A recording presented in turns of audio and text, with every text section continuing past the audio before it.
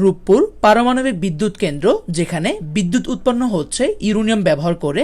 এত অল্প সংখ্যক ইউরেনিয়াম দিয়ে এত বিদ্যুৎ কিভাবে তৈরি হয় এবং ইউরেনিয়াম কাজ করে কিভাবে, সব জানবো আজকের এই ভিডিওতে।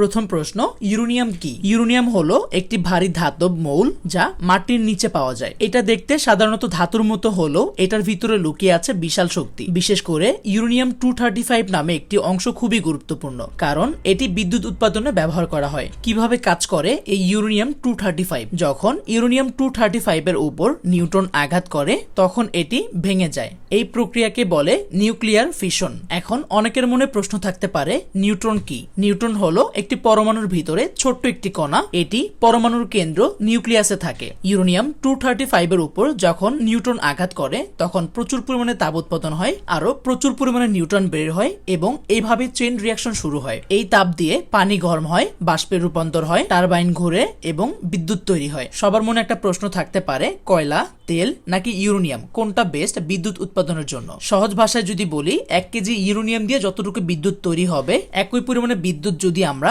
কয়লা থেকে তৈরি করতে চাই সেক্ষেত্রে আমাদের প্রায় 1500 টন কয়লার প্রয়োজন। একই পরিমাণে বিদ্যুৎ যদি আমরা তেল থেকে উৎপাদন করতে বা তৈরি করতে চাই সেক্ষেত্রে আমাদের প্রায় 10 লক্ষ লিটার তেলের প্রয়োজন। মানে যেখানে বিশাল পাহাড় সমান কয়লা লাগে সেখানে 1 মুঠো ইউরেনিয়ামই যথেষ্ট।